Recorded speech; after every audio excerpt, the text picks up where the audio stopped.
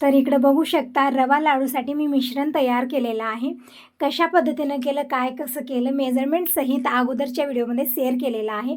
अगोदरचा व्हिडिओ नाही बघितला आताही बघू शकता, म्हणजे पूर्ण प्रोसेसिंग तुम्हाला समजेल की कशा पद्धतीने मी हे लाडू बनवले, कशा पद्धतीने मी हे मिश्रण बनवलेलं आहे.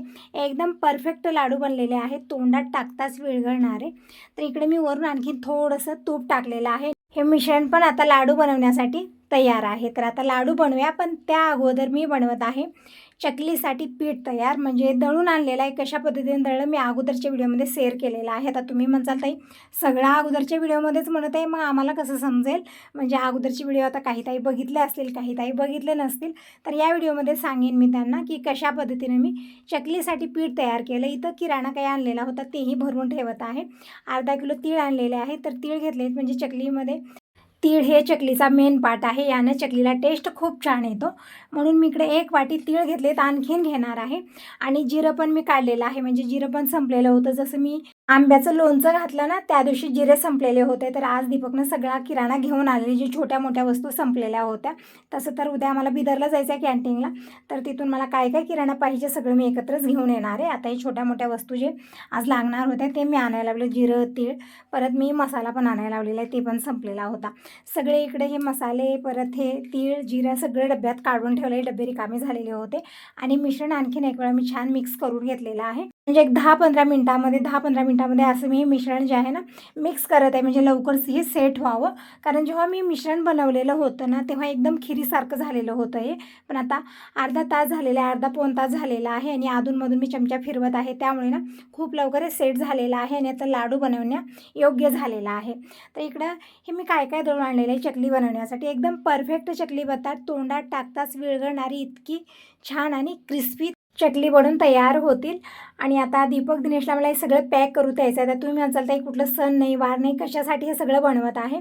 तर दीपक दिनेशला पॅक करून देण्यासाठी मी सगळं बनवत आहे. तसं तर ह्या रेसिपी जे बनत आहेत, रवा लाडू ही निवांत 10-15 दिवस मुलं खाऊ शकतात. जर आपली मुलंही बाहेर असतील, काय देऊ आपल्याला जर टेन्शन येत असेल की काय द्यायचं मुलांना जे आवडेल, तर हे लाडू आणि चकली एकदम परफेक्ट आहे. किंवा चिवडा वगैरे आपण बनवू शकतो. जसं तुम्हाला माहिती आहे की दिनेशला चिवडा तितका आवडत नाही, म्हणून मी स्पेशल इकडे चकलीच बनवत आहे. तर इकडं डाळ आणि तांदूळ मी व्यवस्थित भाजून घेतले, आणि यामध्ये जिरं आणि ओवा टाकून बारीक दळून आणलेले गिरणीवरती.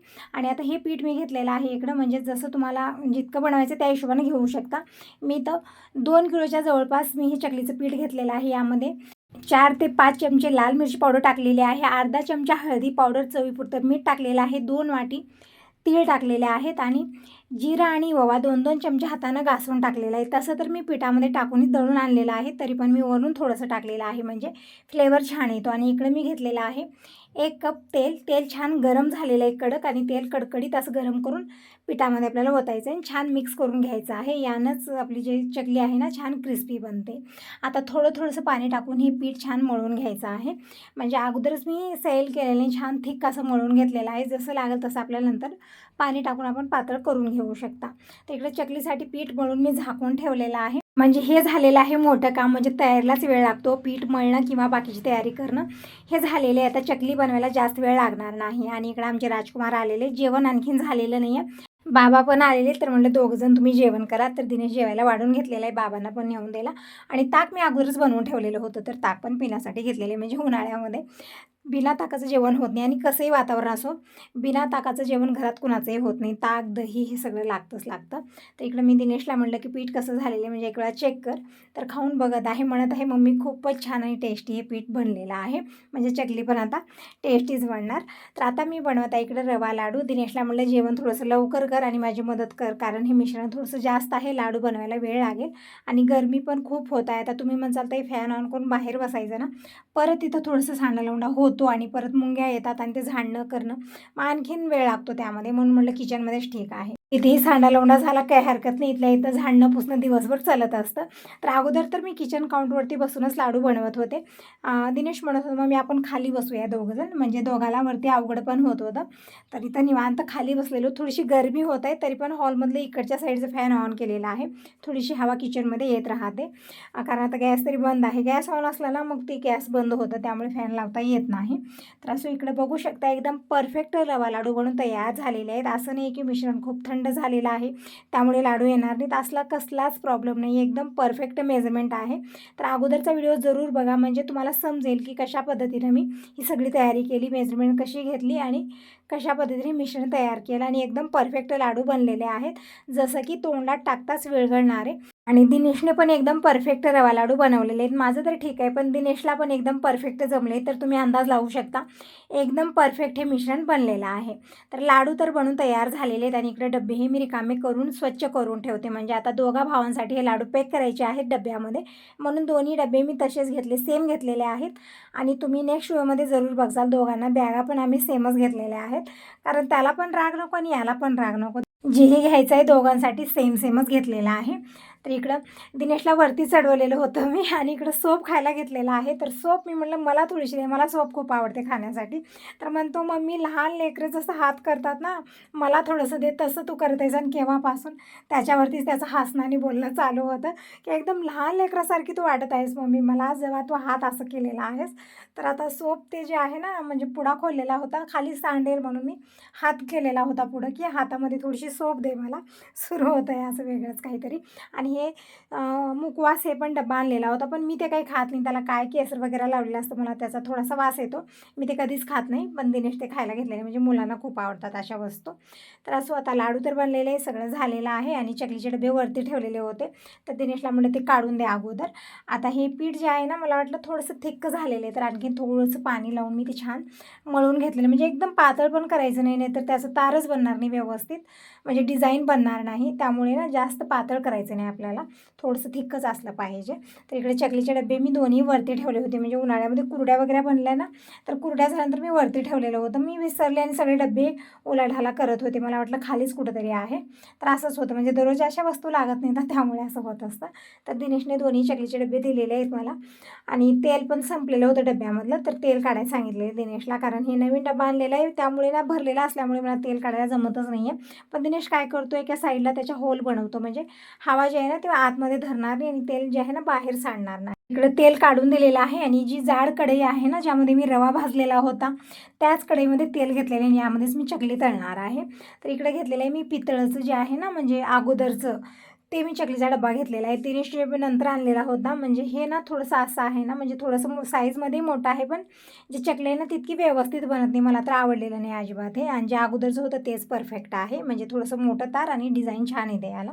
तर हेच मी घेतलेलं आहे. तर दिनेश म्हणत होता मम्मी मला हेच दे, मी यानं चकली बनवतो. तर ठीक आहे म्हणलं, तू त्यानं बनव, मी यानं बनवते आणि मग तळून घेऊया. तर इकडं मी भरलेलं आहे आता चकलीचं पीठ चकलीच्या डब्यामध्ये, आणि इकडं मी तार पाडून घेत आहे. तर बघू शकता इकडं परफेक्ट तर हे बनतच नाही, आतमधूनच तार तुटत आहे. त्याला काय कमी पडलेलं आहे, तर याला पाणी कमी पडलेलं आहे. एकदम परफेक्ट पीठ बनलेलं आहे, पण पाणी टाकून थोडंसं मी मळल्यानंतर एकदम व्यवस्थित तार आलेलं होतं आणि अजिबात तुटलेलं नव्हतं. पण आता जसं तुम्ही बघत आहात ना, जसं आम्ही ते चकली बनवत आहे तसं ते आतमधूनच तुटत आहे, कारण खूपच थिक हे पीठ बनलेलं आहे त्यामुळे. तर इकडं सगळंच ते पीठ परत काढलेलं आहे मी डब्यामधलं, आणि मी पण इकडं पाणी प्यायला घेतलेलं आहे. आणि म्हणजे जसं आता दिवसभर किचनमध्ये असतो ना, गरमी पण गॅसच्या समोर थांबल्यामुळे खूप जास्त गरमी होते, त्यामुळे कितीही पाणी प्या कमीच वाटत आहे. तर इकडं आणखी थोडंसं पाणी मी टाकलेलं आहे यामध्ये, आणि छान यामध्ये पाणी मी ॲब्झॉर्ब केलं, जास्त टाकायचं नाही, नाहीतर कमी पडलं, जास्त पडलं ना जर पाणी, मग पूर्ण हे पीठच बिघडून जातं असं होतं.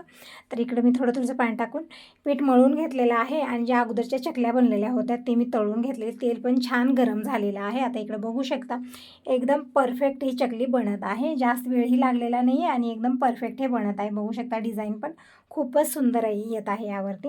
दिनेशने थोडंफार बनवलं, म्हणत होता नंतर मला बाहेर जायचं आहे, मित्राकडे जायचं आहे, सुरू होतं त्याचं. तर ठीक आहे म्हटलं, मुलांना अशा बारक्या म्हणजे छोट्या मोठ्या कामामध्ये इंटरेस्ट येत नाही आहे, त्यांची कामं वेगळीच असतात. आणि अगोदर करायचे दोघंजणी, पण आता नाही, आता बाहेरची कामं जास्त झालेली आहेत दोघांना पण, त्यामुळे किचनमध्ये तितकं त्यांचं म्हणजे कामं जे आहेत ना आता होत नाही आहेत. तर असो, आपण तरी फिक्सच आहोत ना, कोणी करू न करू आपण तरी फिक्सच आहोत त्या कामासाठी. तर इकडे मी चकली बनवून घेत आहे. अगोदर तर चकली मी सुपामध्ये तार पाडून घेत आहे, नंतर चकली बनवत आहे, त्याची डिझाईन म्हणजे गोल राऊंड, आणि मग तेलात सोडत आहे. तोपर्यंत जे कढईमध्ये अगोदर टाकलेली चकली होती ती आलट पलट कर छान कडक होईपर्यंत तळून घ्यायची आहे. कुठेही कच्चेपणा किंवा मऊ काढायचे नाहीत, नाहीतरी खायला मजा येत नाही. तर इकडं थोडासा वेळ लागला काही हरकत नाही, पण एकदम परफेक्ट चकली तळून घ्यायची आहे. तर बघू शकता इकडं सगळ्या चकल्या अशा पद्धतीने मी बनवत आहे आणि तळून घेत आहे. थोडासा वेळ जास्त लागला, लाडू बनवण्यासाठी वेळ जास्तच लागलेला होता, कारण मिश्रण थोडंसं जास्त होतं आणि चकलीही थोड्याशा जास्तच बनवायच्या होत्या मला दोघांच्या हिशोबानं. परत घरी खाण्यासाठीही आजी आहे, वेदिका येणार आहे आणि पाहुणे येतच आहे, त्यामुळे थोडंसं जास्तच मी बनवत आहे, म्हणजे येणाऱ्या जणांनाही खायला होईल आणि देण्यासाठी पण होईल. तर इकडे बघू शकता एकदम परफेक्ट चकली बनून तयार होत आहे. कुठेही मोडके तोडके किंवा असं हे नाही, ते एकदम छान कलर आलेला आहे. खाण्यासाठी इतके टेस्टी असं वाटतच नाही की घरी बनलेले आहेत, इतके टेस्टी बनलेले आहेत. खरंच मी तुम्हाला थोडीशी चकली खाऊ घातली असती म्हणजे तुम्हाला पण समजलं असतं किती टेस्टी बनलेली. एक वेळा खाल्लं ना असं वाटतं की खातच राहावं. लाडू पण तसेच बनलेले आहेत. तर इकडं अजय थोडंसं टेस्ट केलं, म्हणत होता खूप छान आणि टेस्टी चकली बनलेली आहे, कशा पद्धतीनं बनवलं तर ते पण विचारत होता. तर मी म्हटलं प्लेटात घे आणि सगळेजण बाहेर बसून निवांत फॅनच्या हवेला खायला घ्या. तर इकडे लाडू आणि चकली घेतलेले आहे, फक्त दीपकच आहे, आता दिनेश बाहेर गेलेला आहे आणि बाकीचेही कोणी नाही आहेत. तर दोघांसाठी इकडे घेतलेला आहे आणि खायला घेतलेले आहेत दोघंजण. तर दीपकचे फेवरेट आहेत लाडू, तर अगोदर तर लाडूच घेतलेले आहेत, नंतर आता निवांत चकली खातील. तर इकडं यांचं खाणं पिणं सुरू आहे. आता मी इकडं थोडीशी पॅकिंग वगैरे करून घेते, म्हणजे असंच ठेवलं तर मुंग्या पण खूप लवकर येतात, त्यामुळे पटकन मी डब्यात भरते. डबे मी तेव्हा स्वच्छ केलेले होते, पाणी पूर्णपणे हडकलेलं आहे. आता यामध्ये मी रवा लाडू भरत आहे. तर दोघांसाठी इकडे पॅकिंग होत आहे, त्यामुळे 2 डब्यामध्ये मी लाडू भरलेले आहेत आणि चकली पण आताच मी कवरमध्ये पॅक करणार आहे. चकली मी डब्यात वगैरे भरत नाही आहे, कवरमध्येच देणार आहे. लाडू मात्र कारण फुटतात लाडू, कारण प्रवास लांबचा आहे ना. दीपक जाणार उत्तर प्रदेशला, दिनेश जाणार पुण्याला, तर आपटाझपटीमध्ये लाडू फुटू नये मी डब्यामध्ये पॅक केलेले आहे. तर इकडे 2 डबे भरलेले आहेत आणि दोन्ही मी इथंच ठेवलेले आहेत, म्हणजे उद्या जाणारे दोघंजणी. पॅकिंग मात्र आजच झालेली आहे आणि इथं घरी खाण्यासाठी थोडेसे लाडू मी या डब्यात काढून ठेवले. आता चकली पण कवरमध्ये भरलेले आहेत दोघांसाठीही आणि थोडीशी चकली मी घरी ठेवणार आहे, म्हणजे घरच्यांसाठी आणि जे येणार जाणार आहेत त्यांच्यासाठी. तर इकडं 2 कवर भरले दोघा भावांसाठी, हे पण मी बांधून ठेवलेत. आता चिवडा बनवायचा आहे, तर मुरमुरे मी आणायला लावलेले आहेत 1 किलो. तसं तर दिनेशला चिवडा तितका आवडणार नाही आहे, पण मी थोडासा देणार आहे, कारण दिनेश एक खाणार नाही, त्याचे मित्र तरी खातील म्हणून मी देणार आहे थोडंसं. आणि दीपकसाठी थोडासा चिवडा इकडं, म्हणजे 1 किलो मुरमुऱ्याचा चिवडा बनणार. आणि इकडे शेंगदाणे वगैरे सगळं मी आणायला लावलेले, पण त्या अगोदर करत आहे रात्रीचा स्वयंपाक. बाबा जेवण करायला बसलेले आहेत आणि बाबा जास्त वेळ वेट करत नाही आहेत, त्यामुळे जसं ती जेवण करायला बसली तसं पटकन भाकरी लागतात. तर इकडे मी भाकरी बनवत आहे आणि दिनेश आज बनवत आहे खिचडी, म्हणजे मसाले भात बनवत आहे. म्हणजे आज ना मम्मीवरती खूपच जास्त मया आलेली आहे. म्हणत आहे मम्मी दिवसभर किती करतील ना किचनमध्ये, म्हणजे या गरमीमध्ये तुझी किती धावपळ होत आहे. तर दिनेशला माझ्यावरती आज खूपच जास्त मया आली आणि दिनेश इकडे बनवत आहे मसाले भात. म्हणजे म्हणत आहे मम्मी तू भाकरी बनव, बाबांना जेवायला वाढ, आमच्यासाठी आम्ही मसाले भात बनवून घेतो. तर ठीक आहे म्हणजे दिनेशनं मस्त असा मसाले भात बनवलेला आहे. आणखीन मला चिवडा बनवायचा आहे. तुम्ही अंदाज लावू शकता रात्री मी किती लेट काम केलं असेल आज, म्हणजे आता टाईम सांगितलं रात्रीचे 9:30 वाजलेले आहेत. सगळेजण जेवण करायला बसलेले आहेत आणि इकडं खिचडी पण बनतच आहे. आता नंबर आहे चिवड्याचा, म्हणजे सगळेजण जेवण करतील, आता मी काही खाणार नाही. अगोदर मला चिवडा बनवायचा आणि पसारा बघू शकता किती झालेला आहे, हा पसारा पण आवरायचा आहे. आणि मसाला डब्यामध्ये मसाले पण संपले होते, ते पण काढून घेतलं. आणि हे जे लोणचं आहे ना, यामध्ये 3 डबे भरलेले होते, पण हे दुसऱ्या दिवशी मुरलेलं होतं आणि अर्धा डबा झालेला होता, तर परत यामध्ये मी टाकत आहे आणि 1 डबा रिकामा करून घेतला. आणि हे लोणचं ना हलवून ठेवायचं आहे, तर दिनेशला तेच म्हटलं की हलवून ठेव, आणखीन 1 डबा ठेवलेला आहे ते पण हलवून ठेव, म्हणजे चांगलं एकदम मस्त असं इतका टेस्टी असा वास येते ना, असं वाटतं की फक्त लोणचंच खायला घ्यावं, इतकं छानही बनलेलं आहे. तर कशा पद्धतीनं बनवलं मी व्हिडिओमध्ये शेअर केलेलं आहे ना, जरूर बघा. म्हणजे आता आंब्याचा सीझन आहे, सगळ्याच्या घरी लोणचं बनतच असेल, तर पूर्ण मेजरमेंट सहित मी सांगितलेलं आहे की लोणचं कशा पद्धतीने बनवायचं. आणि इकडं बघू शकता कशी उलाढालीची कामं होत आहेत, कसा सांडालवंडा होत आहे. तर असं त्याने हे सगळं चलतच राहील. तुम्ही सांगा तुम्हाला व्हिडिओ कसा वाटला, चांगला वाटला असेल तर लाईक करा, सबस्क्राईब करा. बाय.